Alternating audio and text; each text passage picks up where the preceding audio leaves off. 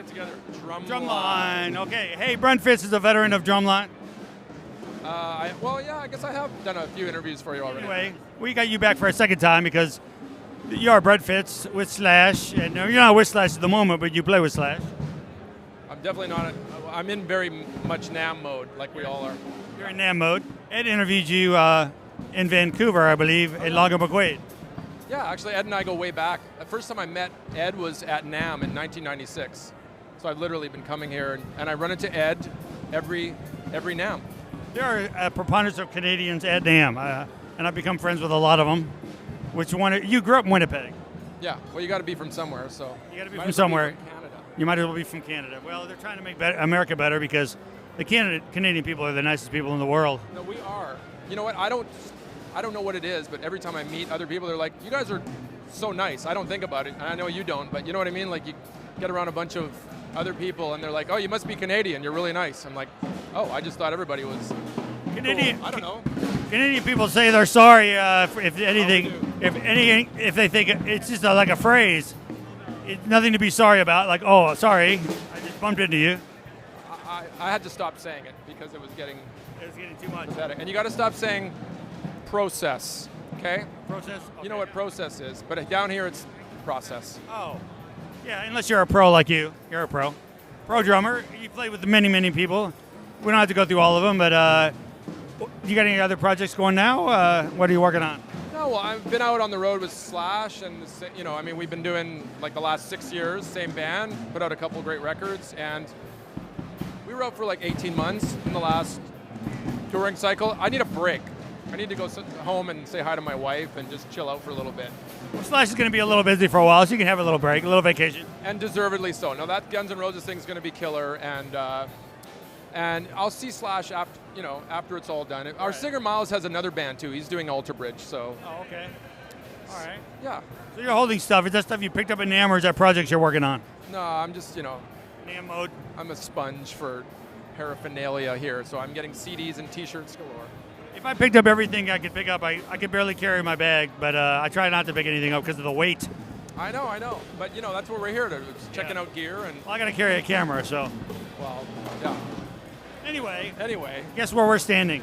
You know where we're standing. Well, what's behind you? Yeah, who doesn't love Alex Van Halen? It's funny because this kit reminds me of I loved it, Alex when I was, since I was 10.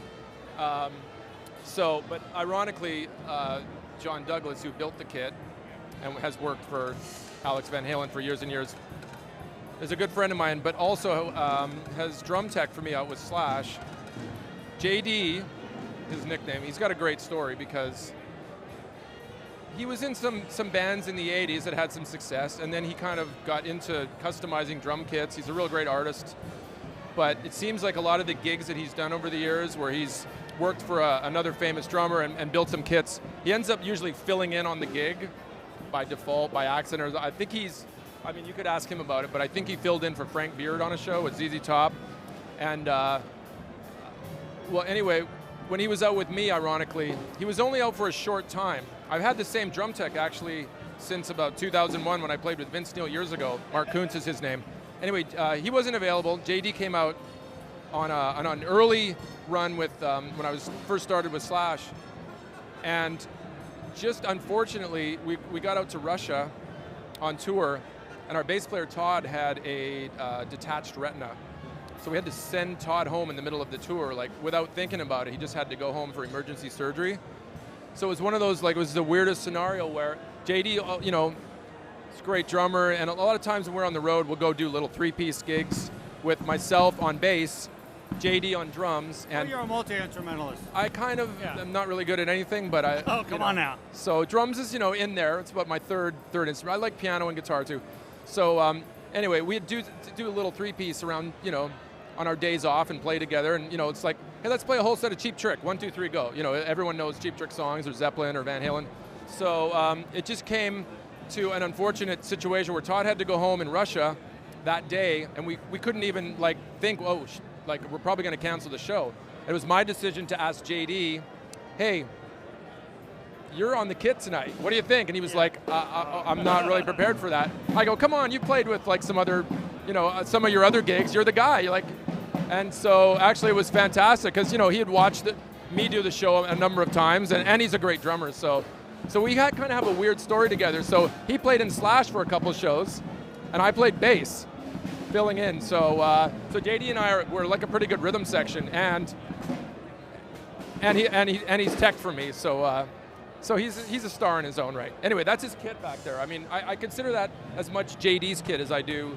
It's all brass hardware, it's stainless steel, it's crazy looking. It's pretty rad, but obviously it's Alex's vision and everything for the, it looks like Alex Van Halen's kit, but it's just really cool that. Was that this summer's tour kit?